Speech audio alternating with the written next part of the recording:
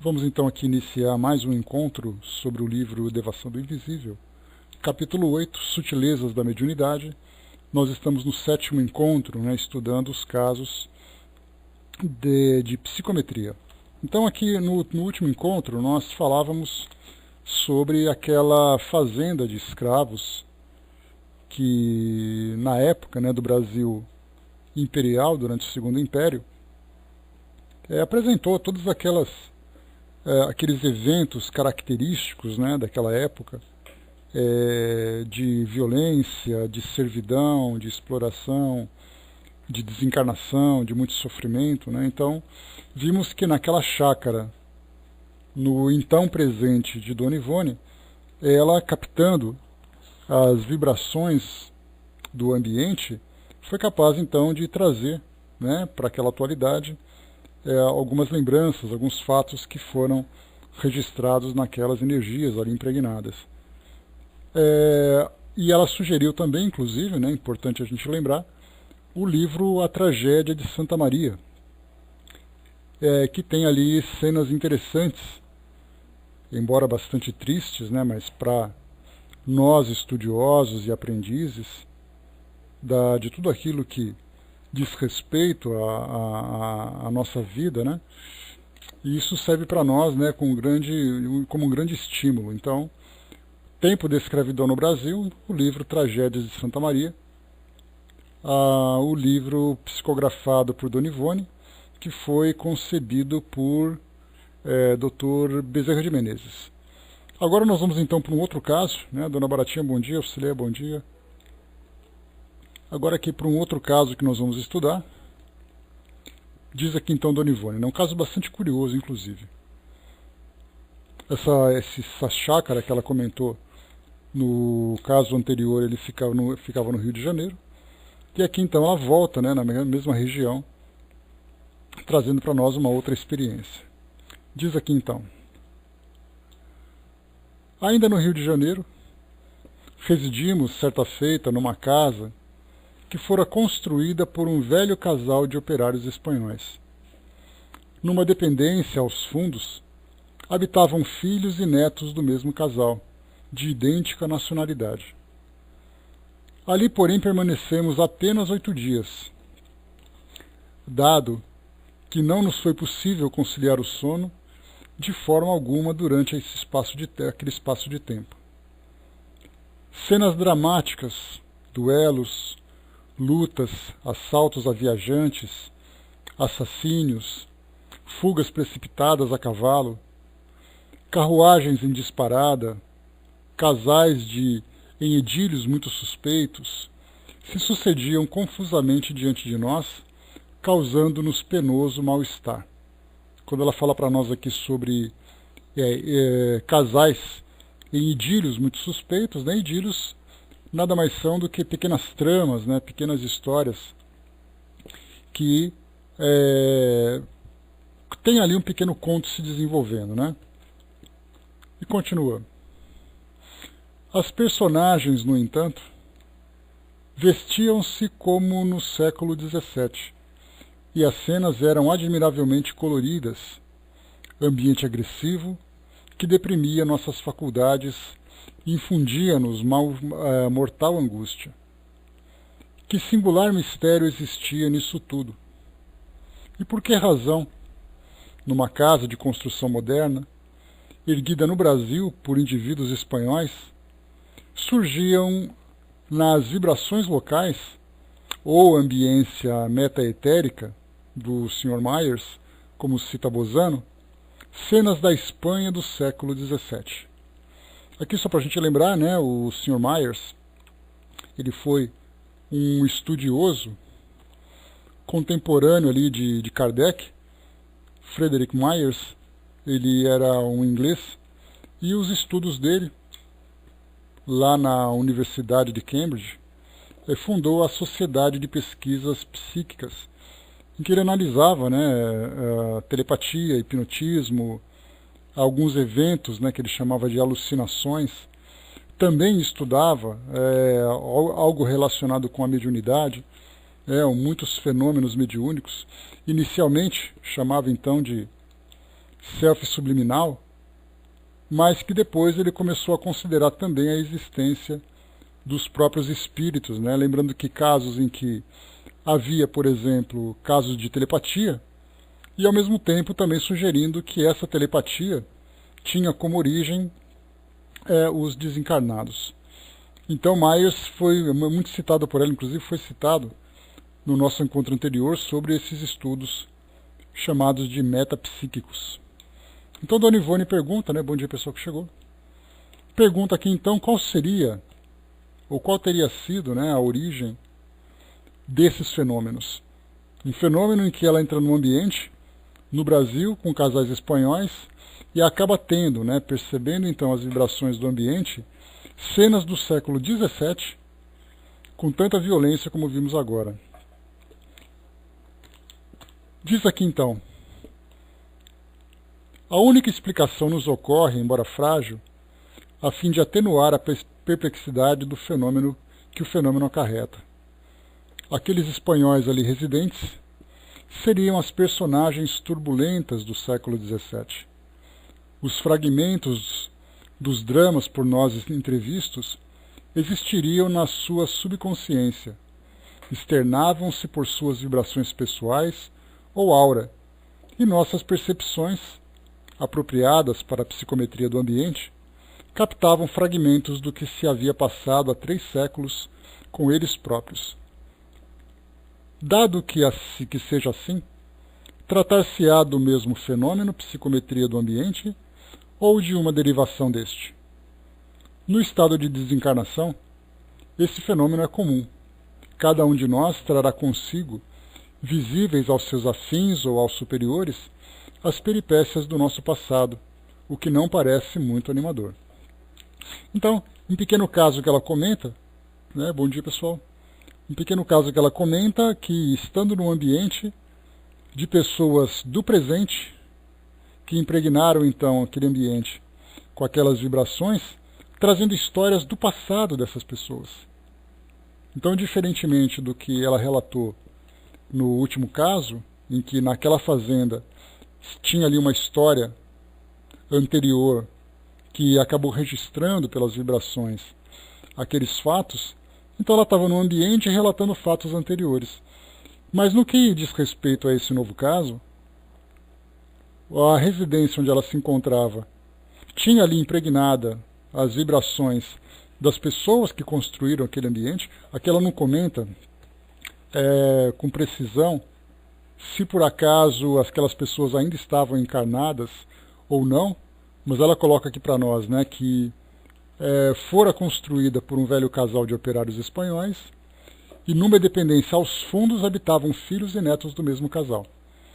Então não dá para a gente saber aqui se ela estava junto com esse casal ou se por acaso se encontrava numa casa já desabitada, tendo no fundo a família. Mas, de qualquer forma, nós temos ali então os registros, né, da presença daquele casal e, normalmente, como nós vimos no caso anterior, o ambiente registrava o que aconteceu naquele local. Nesse novo caso, nós temos ali o ambiente registrando algo que aconteceu na Europa no século XVII, com pessoas que são estrangeiras. Então, o que ela trouxe para nós é que a psicometria do ambiente pode ser para nós ali a explicação mais palpável, mas pelo fato de termos ali algo impregnado das pessoas que em suas encarnações viveram eventos dramáticos numa região distante, num passado distante, ela poderia considerar também que isso seria uma derivação desse fenômeno. Então, não apenas captando aquilo que aconteceu no ambiente, mas percebendo aquilo que as pessoas que estavam no ambiente viveram em tempos passados. Como ela lembrou aqui que isso é muito comum no mundo espiritual, quando nós desencarnamos e pelas nossas vibrações, pelas nossas lembranças, né, e nós já estudamos sobre isso em estudos anteriores, que aquilo que nós pensamos simplesmente repercute no ambiente onde nós estamos. E aqueles espíritos que estão ao nosso lado, isso durante a nossa condição de erraticidade, fora do mundo físico, né, desencarnados. As pessoas que estão próximas a nós, tendo uma sensibilidade para perceber essas vibrações, e quando eu falo sensibilidade, não significa necessariamente uma condição superior de espíritos mais evoluídos, mas simplesmente sermos mais sensíveis. Como nós já comentamos aqui sobre essa questão da psicometria, há pessoas, por exemplo, que indo a ambientes impregnados com determinado tipo de vibração, nós já falamos, por exemplo, sobre cemitérios, hospitais, a residência de outras pessoas, pessoas que vão a bares, boates, né? Teatros, então ambientes desde os mais positivos aos mais negativos, desde os mais morais aos mais imorais, pessoas de toda a condição moral, de todo tipo de crença, estando nesse ambiente, acaba sentindo essas vibrações e sofrendo o efeito delas, positivamente ou negativamente. Cheguei a comentar com vocês certa vez que numa reunião que nós tivemos aqui em casa com espíritas amigos, e conversando sobre cada um dos casos, tivemos a oportunidade então de uma colega, que tinha acabado de sair da adolescência, comentava que ela não poderia simplesmente participar de aniversários, de festas, em bares ou nessas boates, porque ela entrava nesse ambiente e começava a se sentir mal.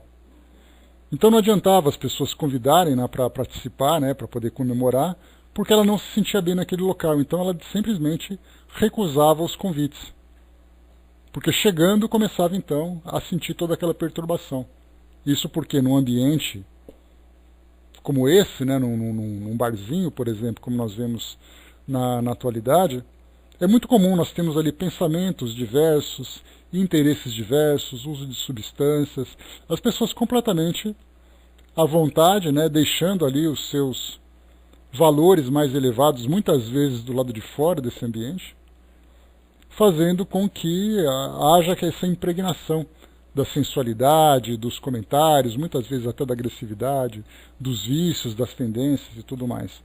E aí então ela, com essa sensibilidade, ela percebia essas vibrações. E aí vinha então aquele mal-estar, aquela tontura, dor de cabeça, ela tinha que sair do ambiente. Ou seja, não mais festas, não mais baladas. Então, isso não mostra uma evolução do espírito, mas mostra uma sensibilidade. No caso dos desencarnados, como lembrou Dona Ivone aqui para nós, o espírito, tendo essa sensibilidade, ele percebe então aquilo que nós, entre aspas, exalamos em termos de pensamentos e sentimentos de acordo com as experiências que nós vivemos. Já os espíritos superiores, capazes de penetrar na nossa consciência, conseguem então fazer também essa leitura de todo o histórico, né, do nosso currículo espiritual, moral, daquilo que nós vivemos anteriormente. E como ela lembrou aqui na sua última colocação, deixa eu pegar aqui rapidamente, bom dia, Guizan. Ela colocou assim para nós que no estado de desencarnação, esse fenômeno é comum. Cada um de nós trará consigo, visíveis aos seus afins ou aos superiores, as peripécias do passado, o que não parece muito animador, né? Ou seja, de fato acaba sendo para nós algo um tanto problemático, já que cada um de nós traz ali um currículo não muito virtuoso, né, devido às condições morais em que nós nos encontramos. E nesse caso, como nós vimos aqui, nesse relato que ela trouxe para nós desse casal, mostrava um passado do século XIX com toda essa violência que nós vimos. Assassinatos, perseguições, assaltos, fugas com cavalos, carruagens, típicas cenas dessas histórias medievais que nós estudamos, né, século XVII, nós estamos ali em 1600 e alguma coisa. Então, a Idade Média na Europa, com aquelas pequenas vilas, aquelas estradas despovoadas, mal construídas, com pessoas, né, transitando de um lado para outro, e eventualmente os salteadores,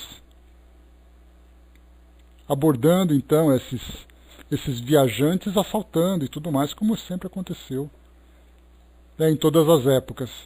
E aí então esse casal envolvido nisso. Dá a entender aqui a princípio de que eles eram então umas dessas pessoas que praticavam esses crimes. E no presente traziam então, embora muitas vezes nem se lembrassem disso, ficava ali adormecido nas suas consciências, sem saberem, mas nem por isso deixavam de carregar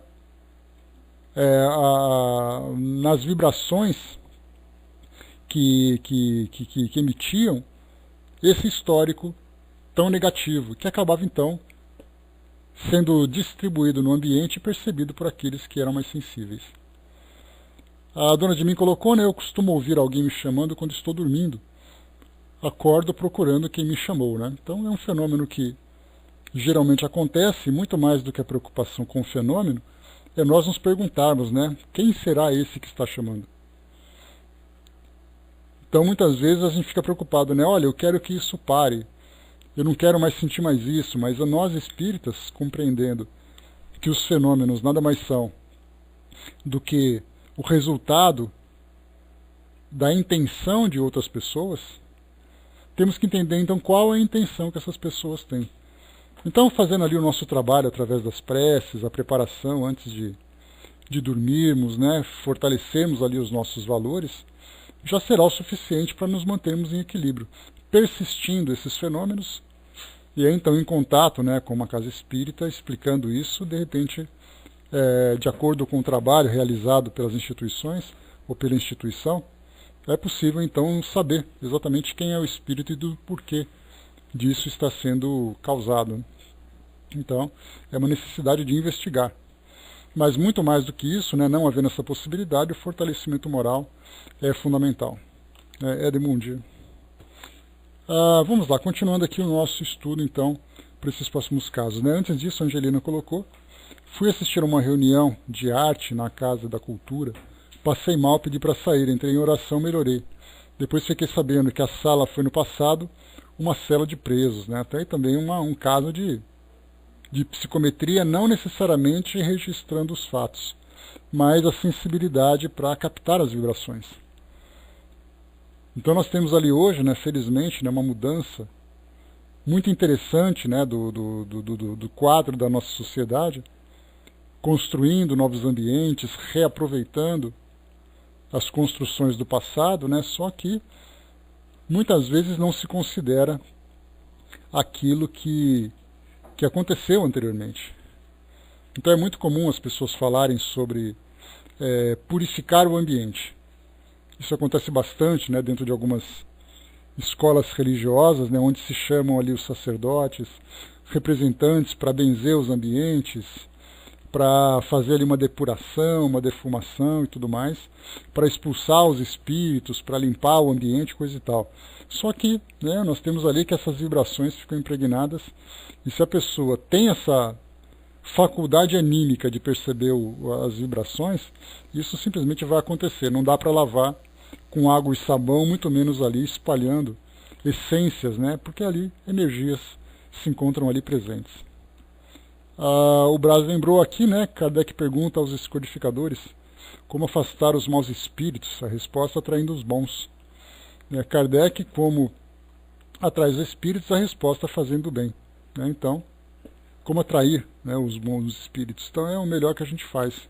E para atrair os bons espíritos, a gente fala pela própria lei de afinidade, que mudando o nosso padrão mental, trabalhando na edificação dos nossos valores, já será o suficiente para que entremos em sintonia com grupos diferentes. Né? Mas a gente lembra que é um trabalho demorado, um trabalho lento, paciente, que não vai acontecer nada de uma hora para outra. Muitas vezes, nos casos de obsessão, por exemplo, nós temos ali muitas pessoas que procuram grupos mediúnicos para lidarem com esses espíritos, mas elas não se transformam.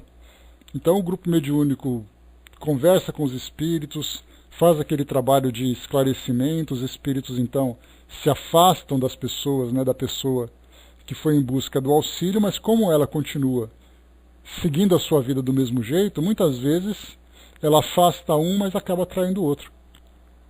Porque o maior trabalho que a gente faz para a desobsessão é principalmente com o encarnado, com, entre aspas, a vítima daquela obsessão.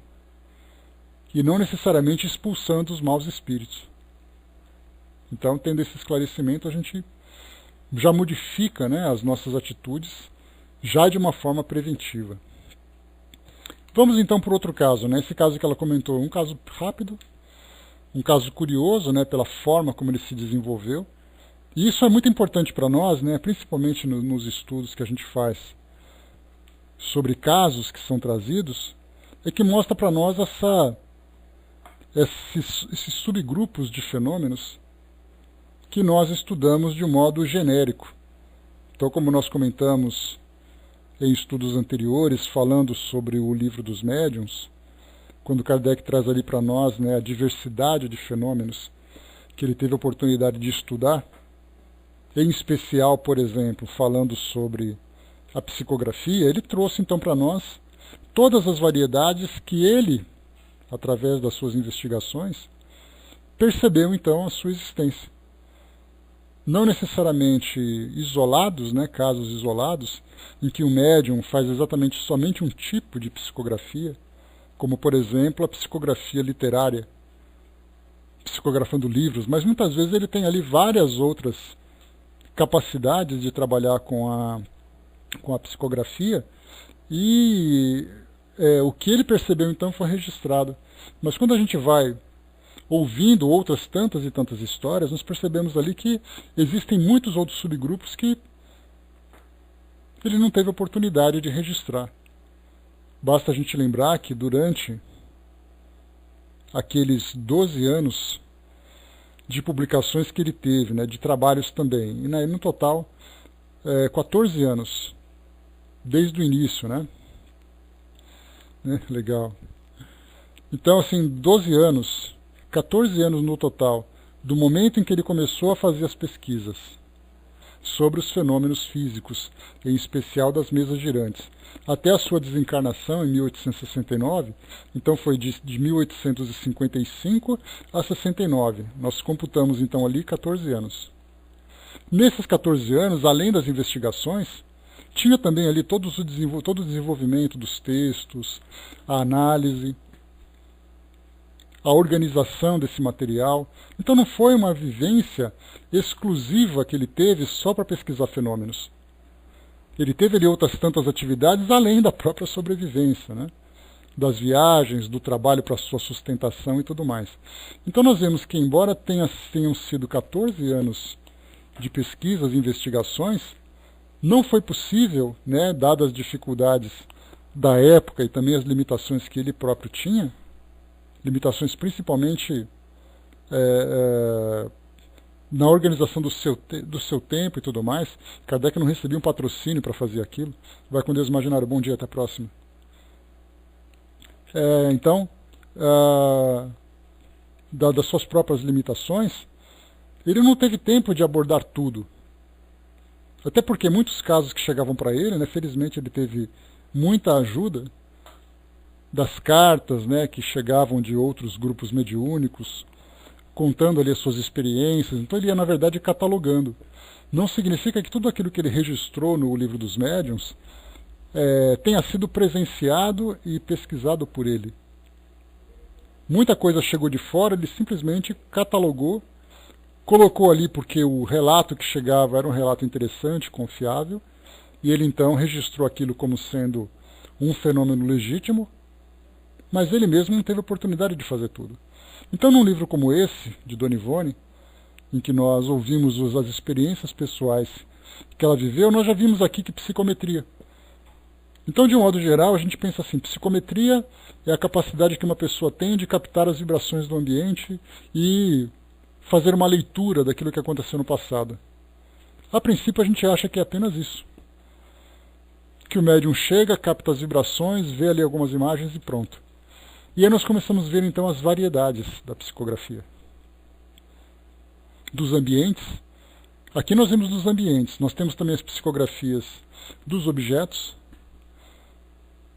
muito comum, principalmente nos Estados Unidos, né? A gente lembra sempre, né, que lá são chamados de médiums, pessoas que são dotadas de uma faculdade anímica, porque médium para eles lá é todo mundo que tem alguma coisa diferente. Basta a gente ver nos seriados que são produzidos, nos filmes também, que mostra ali, você é médium, o que você faz? Aí mostra ali uma capacidade telepática que ele tem. Então eles generalizam a expressão médium, diferentemente daquilo que Kardec estudou na sua época, colocando o médium como um intermediário entre o mundo espiritual. Mundo espiritual, quando nós já falamos mundo espiritual, já falamos então de espíritos, de princípios inteligentes, e não de mundo invisível, como é o caso, por exemplo,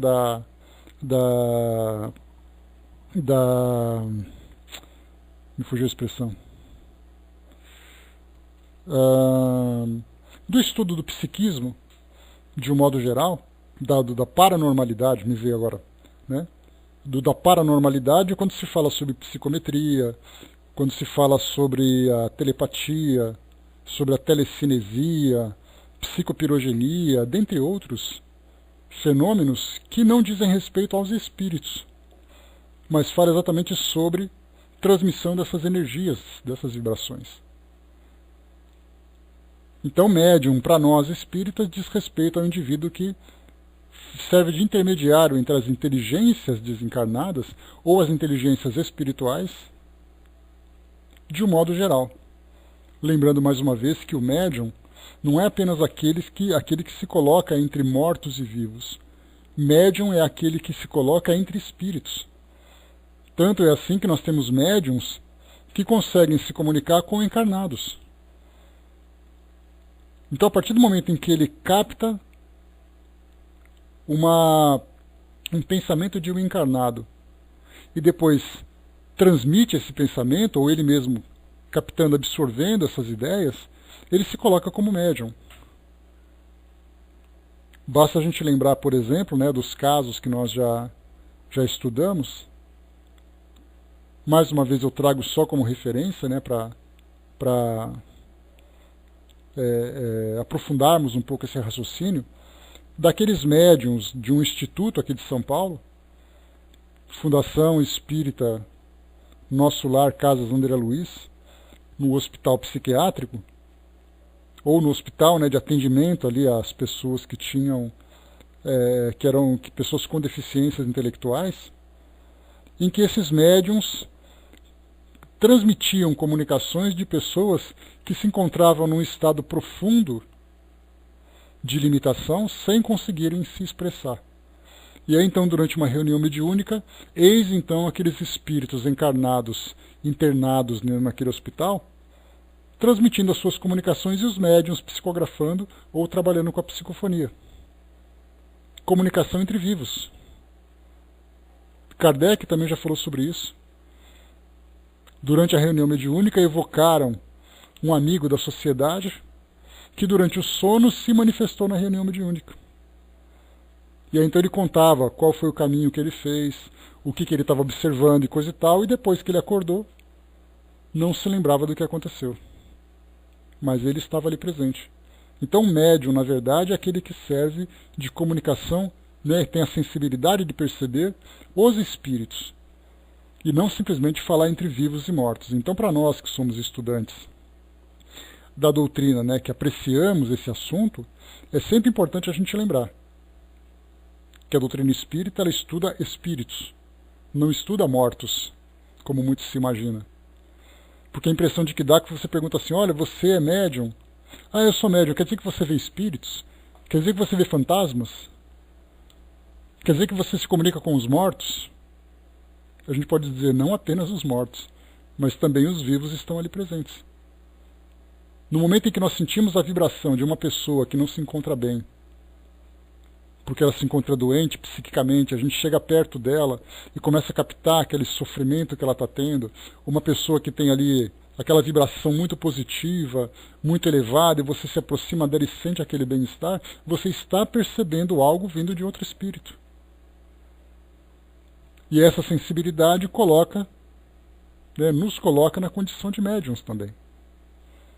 Então nós falamos de relação entre espíritos, não entre matéria e mundo imaterial. Deixa eu ver aqui. A Guizan colocou, né? Será verdade que a cada 10 que desencarnam, 8 ficam presos no nosso mundo, vagando, desnorteados, perdidos, sem entender que já partiram? Olha, estatisticamente, Guizan, falar do número que desencarna, o número que fica, é para nós uma especulação. Mas a gente pode analisar a própria condição do mundo em que nós nos encontramos, em que a compreensão do mundo espiritual é muito escassa. Existe aquela crença, né, de que quando você morre, você vai para o mundo espiritual, e você vai para o paraíso, e você vai para o inferno e tal. Por esses dogmas, não apenas isso dentro das escolas cristãs, mas também de outras, como por exemplo a muçulmana, ou a escola islâmica, a escola judaica, a escola budista e outras escolas, essas crenças muitas vezes elas não são confirmadas no primeiro momento em que o espírito desencarna. Então ele se surpreende vivo. Nós vamos estudar sobre isso no livro O Céu e o Inferno, assim que acabarmos o Evangelho segundo o Espiritismo. No Céu e Inferno, na segunda parte, que é a parte que nós vamos estudar, já que a primeira parte é muita teoria, né, sobre debates religiosos, que Kardec relatava para nós sobre dogmas e tudo mais. Nessas entrevistas nós teremos ali muitos espíritos que desencarnaram por doenças, porque foram executados, porque foram assassinados. E aí então vai mostrar a surpresa de muitos espíritos ao se verem vivos. E se vendo vivos, eles continuam vivendo suas vidas como se nada tivesse acontecido. Ou percebendo que já se encontram numa condição de morte, dentro do entendimento do mundo físico, eles não sabem o que fazer. Então esse desnorteamento que existe é algo inicial. Mas também nós temos aqueles que, ao desencarnarem, pelo tipo de vida elevada que tiveram, pela nobreza que cultivaram durante as suas vidas, terão assistência do mundo espiritual de imediato, independente das crenças que terão. Então muitas surpresas acontecem no momento em que há a desencarnação de pessoas muito boas, generosas, mas que tinham uma crença diferente da doutrina espírita. Então vamos supor, por exemplo, que eram católicos ou evangélicos. E aí então eles desencarnam, o espírito fica naquele estado de perturbação inicial, aí de repente ele começa assim a tomar um pouco de consciência, entre aspas ali, abrindo os olhos, e se depara com um familiar desencarnado.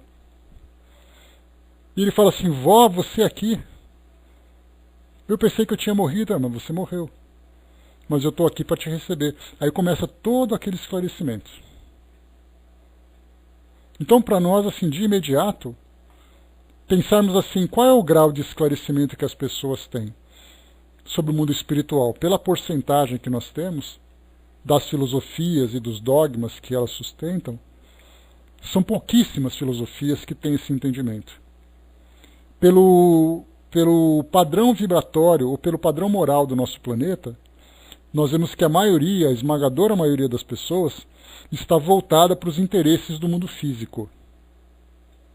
Então, primeiro, não sabem o que vai acontecer.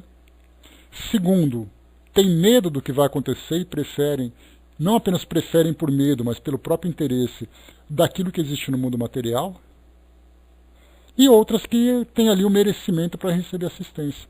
Então a gente vai juntando todos esses fatores e percebem que sim, grande parte passa por esse estado de perturbação, de desorientação inicial, alguns uma desorientação rápida, outros uma desorientação mais prolongada, mas todo mundo passa por esse, entre aspas, sofrimento no mundo espiritual logo após a desencarnação. Porque a morte para nós sempre foi o fim de tudo, sempre foi ali aquela imagem do cemitério, do preto, do velório, da perda, do sofrimento. Como a maioria dos habitantes do planeta pensa dessa forma, infelizmente nós já encontramos esse mesmo tipo de desorientação e sofrimento para a maioria delas. Mas, pelo fato de serem pessoas que muitas vezes vivem de uma forma honrosa, de uma forma nobre, dentro dos valores que cultivaram, mesmo não tendo esse conhecimento, acabam recebendo assistência por merecimento. Então não são os espíritas que serão recebidos por seus familiares. Qualquer espírito passa por isso, desde que tenha merecimento. Assim como também não são somente os ignorantes que passam por essa perturbação inicial, com encontros muitas vezes com espíritos perseguidores, espíritos inimigos. Muitos espíritas também. Se por acaso o espiritismo for apenas uma doutrina teórica e não uma filosofia de vida que ele vai viver durante a sua existência. Então, juntando tudo isso, sim, a gente vê que a maioria passa por essa dificuldade.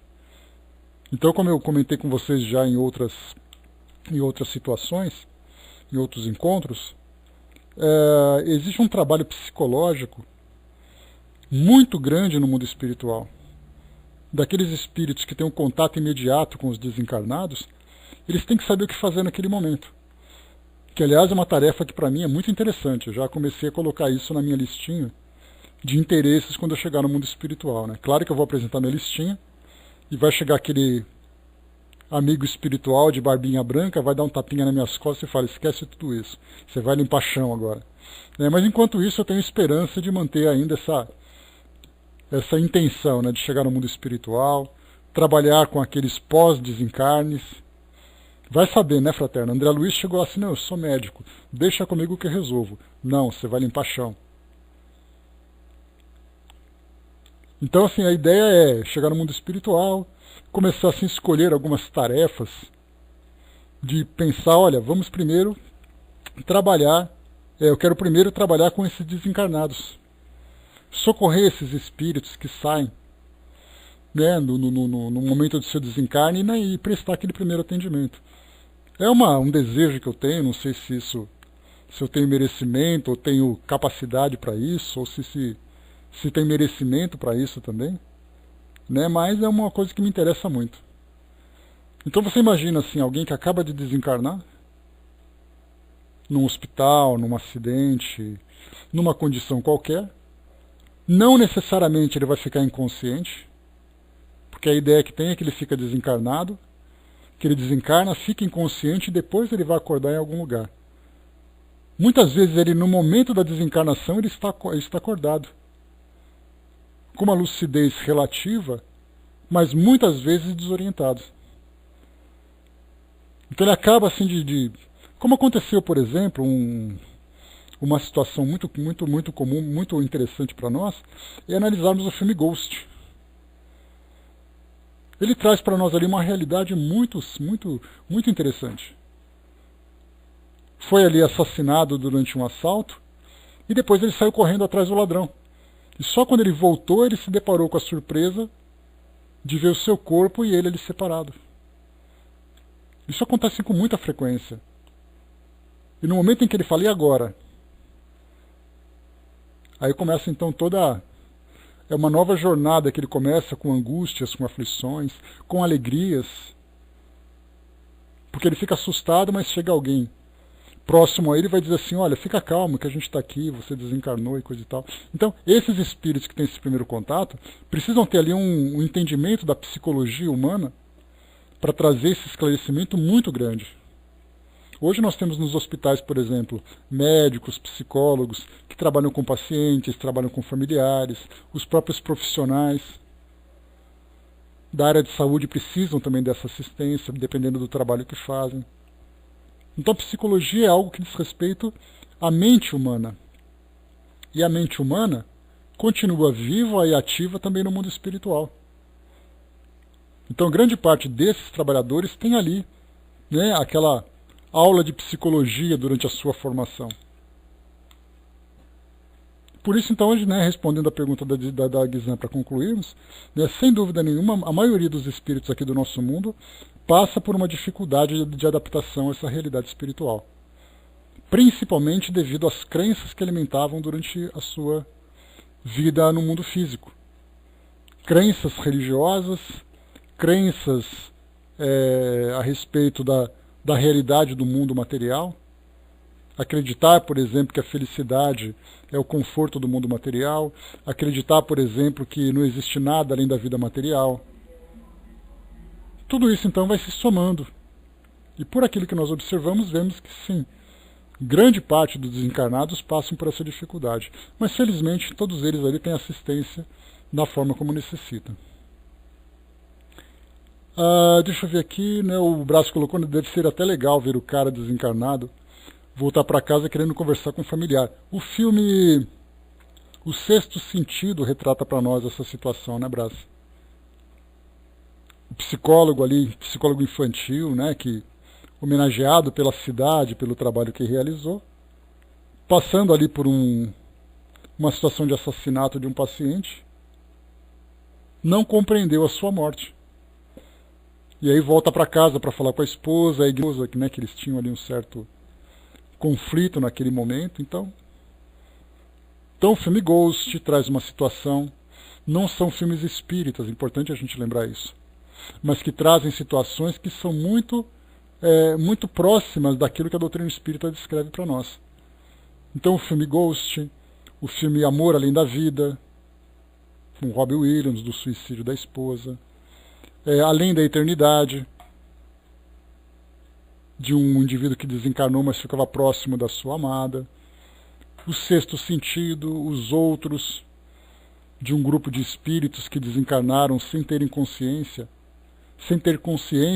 da sua desencarnação.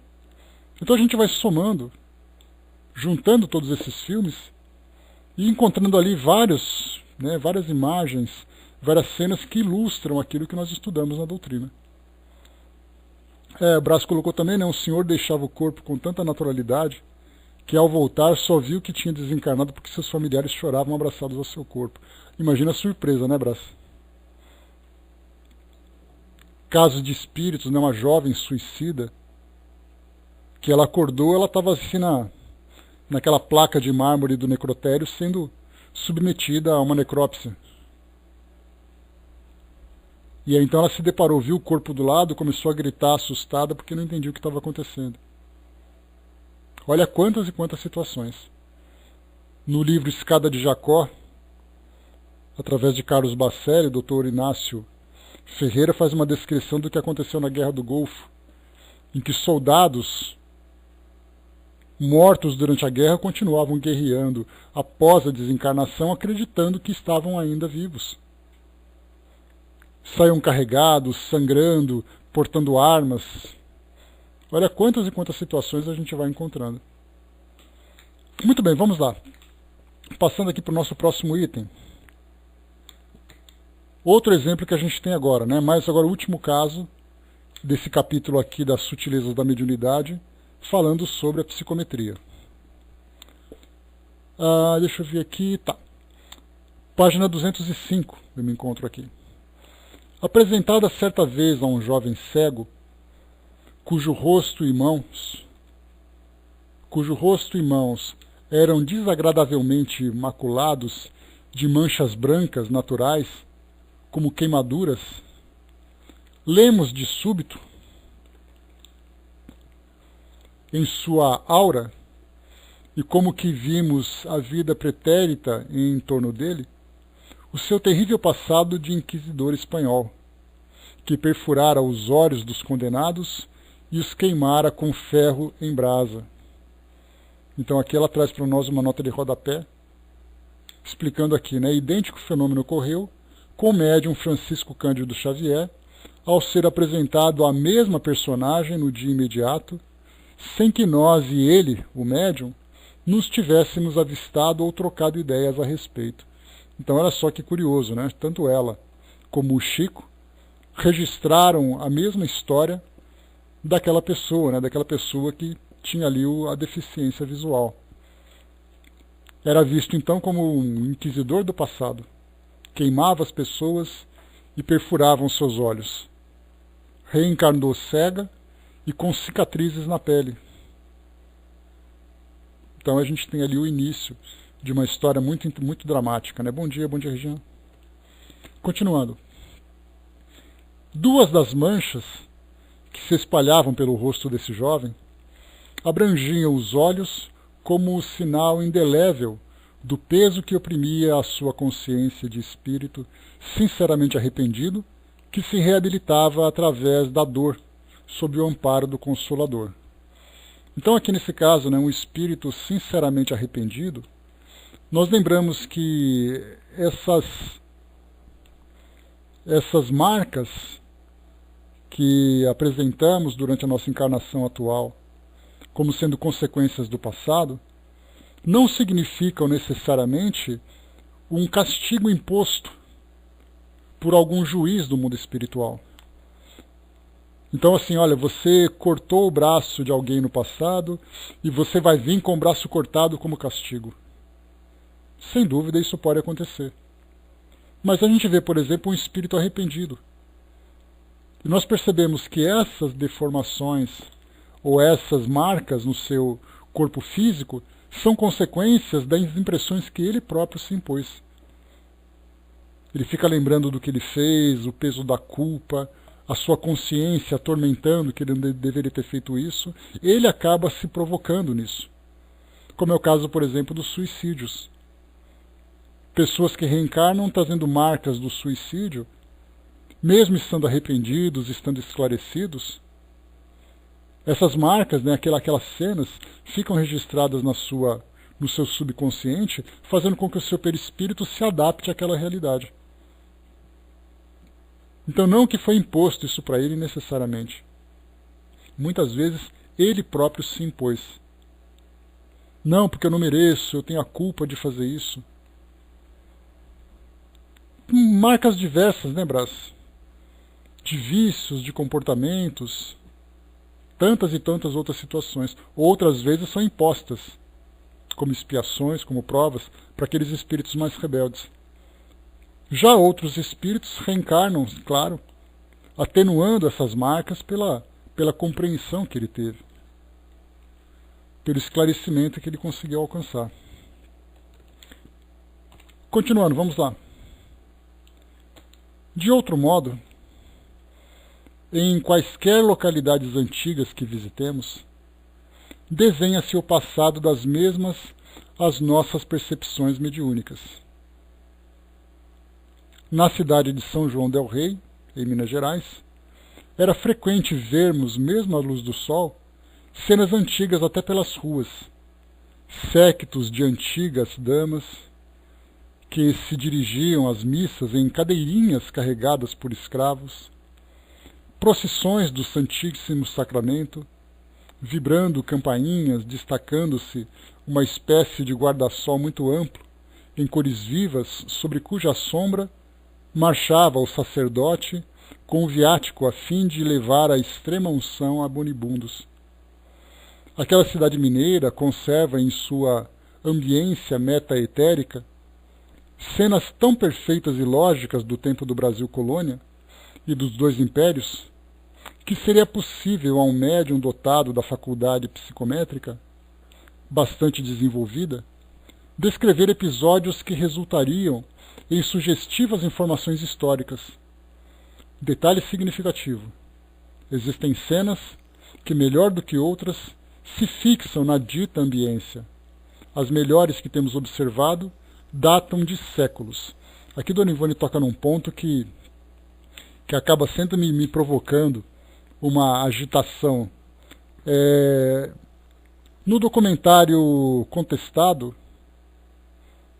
que foi produzido, contando um pouco da história daquele conflito que aconteceu entre Paraná e Santa Catarina, ali no final do século XIX, Brasil Império ainda, muitas pessoas desencarnaram. Nesse documentário, entrevistando pessoas que, com uma idade muito avançada, eram capazes de contar algumas repercussões daquilo que aconteciam, netos de pessoas que desencarnaram, filhos de pessoas que desencarnaram, pessoas já bastante idosas. Então contam algumas histórias, historiadores apresentam suas pesquisas falando um pouquinho sobre o que aconteceu naquela época, os dados, os mapas, personagens, etc. e tal. E, ousadamente, esse documentário também traz, de médiuns da Umbanda, a presença de muitos espíritos que ainda sofrem com aquela situação. Então, através da psicofonia, os espíritos se manifestam, personagens importantes, personagens-chave daquele evento, contam suas histórias de sofrimento, de vingança, de compreensão, vivendo ainda aquela realidade. Então esse documentário ele é muito interessante porque ele traz 3 aspectos que são primordiais para uma boa história. Quem viveu aquilo tudo, quem estudou sobre aquilo tudo e quem desencarnou naquela época e voltou para contar a sua história. Então, como nós vimos, no momento em que foi lançado esse documentário, já há alguns anos, eu contei para vocês então que seria um acréscimo riquíssimo para nós encarnados que estudamos a parte da história, levarmos em consideração também o depoimento de quem viveu. Claro que isso não vai constar, né, no trabalho dos historiadores do presente, porque falar de mundo espiritual é uma questão de religião. E ciência não é religião.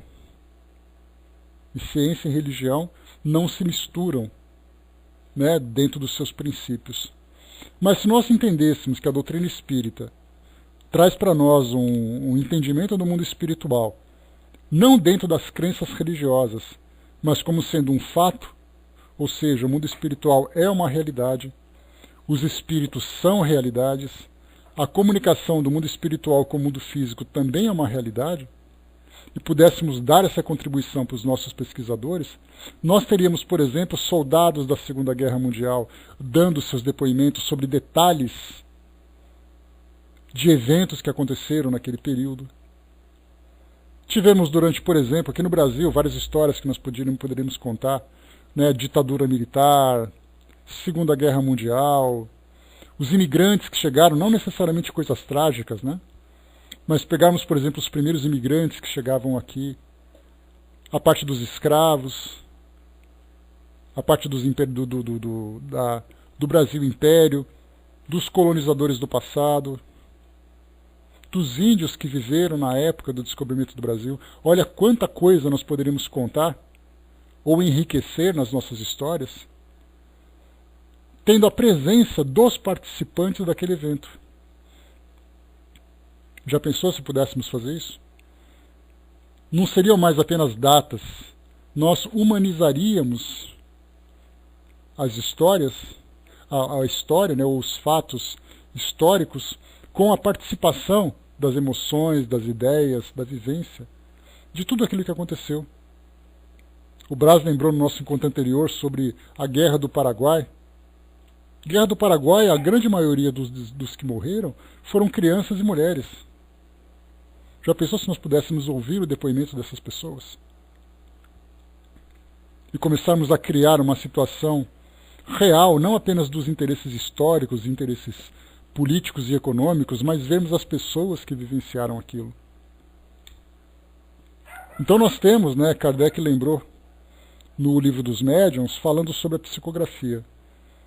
E na psicografia nós temos ali também alguns médiuns com a habilidade de trazermos para nós uma chamada psicografia histórica. Eles têm uma facilidade de descrever fatos do passado, ler a mente, vamos dizer assim, dos espíritos que vivenciaram determinados fatos, e começarmos então a juntar as peças preenchendo tantas e tantas lacunas que nós temos hoje na nossa história. Já pensou em entrevistarmos, por exemplo, Santos Dumont? Que, segundo dizem, né, já reencarnou e já desencarnou também muito jovem no interior de São Paulo, numa família muito amiga de Chico Xavier. Mas já pensou conversarmos com ele como foi a sua descoberta, como foram as suas primeiras experiências? Anne Frank, que poderia contar essa jovem? Aí a gente começa com as preferências, né? Assim dizinha, a parte mais dramática, a parte científica, a parte de guerra, a parte artística. Já pensou quantas personagens nós poderíamos listar para trazer para a nossa realidade contando as suas histórias? Emmanuel fez isso contando a sua própria história no livro Há 2000 anos, 50 anos depois, com 2 encarnações que ele vivenciou. Olha quanta coisa o mundo pode oferecer para nós, se nós utilizássemos os conhecimentos que a doutrina espírita nos oferece sobre esses fenômenos para utilizar a nosso favor. A gente ficaria assim meio maluco, né, de tanta gente para contar suas histórias e serem aceitas. Não apenas contar o que o espírito viveu no mundo espiritual, como o Brás sempre gosta de lembrar, do Roqueiro do Além, que tem ali a história de Raul Seixas, mas ele contando, né, apesar de que ele deu muitas entrevistas, então a vida dele aqui no mundo material é bastante conhecida. Mas pegarmos outras personagens que não estão contando como está a vida delas no mundo espiritual, mas para contar como elas viveram aqui no mundo físico, como parte dessas peças que formam a nossa história. Então, quando eu falei para vocês que mexe muito comigo, isso me empolga muito, se nós tivéssemos possibilidade de trabalharmos. Entrevistar Dom Pedro II. Conta aí, imperador, como foi a sua vida durante esse período comandando o nosso país. Ele começaria a contar a sua história.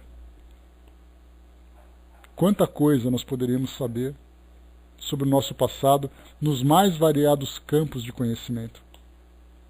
Enfim, né? Não quero nem falar de Einstein, porque aí seria muito abuso, né? Mas vamos lá. Então, só para fortalecer, ela coloca assim, né? Deixa eu ver aqui. Existem cenas que, melhor do que outras, se fixam na dita ambiência. As melhores que temos observado datam de séculos, né? Não, mas aqui não era isso que eu queria colocar.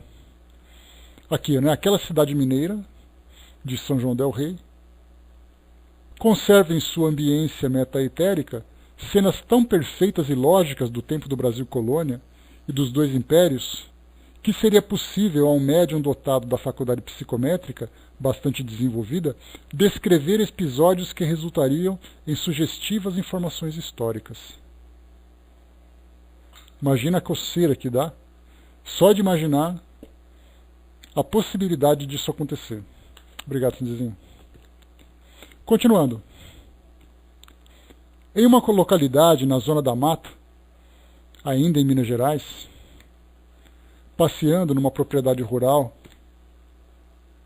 por um vale extenso, marchetado de flores silvestres, de lírios de brejo muito alvos e perfumados, e onde se assentava a estrada real e serpenteava um minúsculo ribeiro, o qual se alongava pelo horizonte afora, tornou-se-nos visível repentinamente um rio caudaloso, no mesmo local por onde caminhávamos, do qual soprava a mesma aragem que no momento sentíamos, estendendo-se para além em sinuosidades idênticas às do ribeirinho.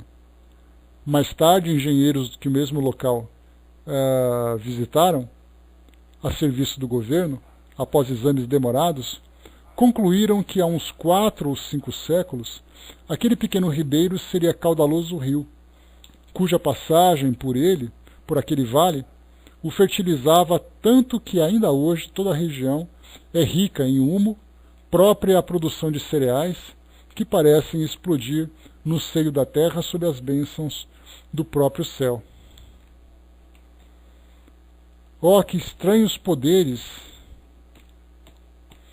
existem latentes nos arcanos da nossa personalidade espiritual, para que os segredos que os séculos guardaram nos sejam assim revelados. É o que a pergunta que ela mesma faz, né? Que merecimento que ela teve, quais são os mistérios que ela ainda guarda em sua consciência para ter contato com essas histórias. Tinha razão o professor Bozano ao afirmar que o mistério que envolve a psicometria é desorientador. Então, não apenas, né, nesse caso, a psicometria, mas muitos outros fenômenos que nós já tivemos oportunidade sobre os quais nós tivemos a oportunidade de conversar. Por exemplo, né, já comentei com vocês de uma colega que, através de uma afinidade afetiva com determinadas pessoas, fazia com que ela sentia aquilo que a outra pessoa sentia principalmente quando existia algo negativo acontecendo. Então uma pessoa sofrendo por algum motivo, ela começava a sofrer também. Sem saber de quem era, ela simplesmente entrava nesse estado. A pessoa em depressão, ela também entrava em depressão. E ela tinha que ligar para as pessoas: se você está bem? Você está bem? Ah, é você que não está bem, então? A pergunta é, por que isso? Seria para dar um pouco mais de consciência sobre essa realidade dos fenômenos? Seria para que ela pudesse se sensibilizar com os problemas alheios depois de uma vida de indiferenças? Então a gente começa a especular do porquê das coisas. Simplesmente não sabemos. Mas as coisas acontecem. Pessoas que são capazes de antever o futuro, de chegar, por exemplo, e fazer ali a premonição ou pré-cognição. Ah, um evento vai acontecer, um local vai pegar fogo, e ela é uma pessoa completamente impotente assistindo o desdobramento desses eventos e sofrendo por isso. Qual é o motivo? Para que isso? Então não apenas a psicometria, mas vários outros fenômenos provocam nas pessoas esse tipo de efeito, de angústia, de expectativa, até mesmo de alegria. Mas a pergunta é, né, por quê? Para que serve? Quando nós temos um médium que trabalha com psicografia, e ele vai ao centro espírita e se serve como instrumento para os espíritos se comunicarem, nós encontramos uma utilidade para o seu trabalho. Mas muito mais do que ele se oferecer, é ele se transformar através desse trabalho, voltado para o amor, para a responsabilidade, para a caridade. Mas e quantos outros fenômenos existem sem que a pessoa saiba o motivo? Prova, expiação, missão. A fraterna lembrou, né? Eu como mãe passo por isso com os meus filhos. Então pelo menos dá para ficar vigiando o pessoal, né, fraterna? Muitas vezes, imagine você tendo contato com pessoas que você não sabe quem é, não sabe quem são, não pode fazer nada, e agora? Então quando a gente consegue encontrar uma utilidade, é ótimo, né? O Brás lembrou, dá para imaginar que o universo todo tem uma máquina filmadora. Na regressão vamos vendo um filme como real, né? Exatamente. Então temos ali esses mistérios do mundo espiritual. Coisas que só vamos conhecer estando, né, do lado dos desencarnados para conhecer o cenário, ou os cenários, as personagens, a partir de outra perspectiva, e até mesmo conhecendo a história de cada um. Quem são essas pessoas? Qual é a história? O que elas estão trazendo do passado? Por que elas estão trazendo? Só assim que a gente vai saber. Do nosso lado, a gente fica simplesmente registrando os fatos, e isso aí, sofrendo ali as impressões que eles causam. E para finalizarmos, cumpre-nos, porém, a nós outros espíritas, estudar as nossas almas originárias do céu, procurando conhecê-las em todas as suas possibilidades, a fim de cultivarmos suas poderosas faculdades, que em nós traduzem a personalidade divina com que o Criador Supremo nos dotou, ao nos criar a sua gloriosa imagem e semelhança. Então, para fecharmos, nós vimos aqui então nesse capítulo Sutilezas da Mediunidade, assim como também outras descrições nos capítulos anteriores que nós estudamos, né, como no caso dos romances espíritas, como no caso dos desdobramentos que ela vivenciou, descrevendo o mundo espiritual. Então a gente vai juntando nessas pecinhas a respeito dos fenômenos, sem considerar as questões morais, né, porque a gente está abordando apenas, né, os fenômenos e também os efeitos que isso provoca, mas muito mais os fenômenos que nós estamos registrando. E também as consequências, né, o que eles podem oferecer exatamente, suas histórias, etc, etc. Então, como eu falei para vocês, né, só ela, Dona Ivone, daria para nós uma enciclopédia de eventos, de descrições, de personagens. Imaginemos se nós tivéssemos oportunidade, então, de ler as histórias trazidas por Chico Xavier, por Divaldo Franco, por Raul Teixeira e tantos e tantos e tantos outros médiuns. Cada um contando um pouquinho da sua história.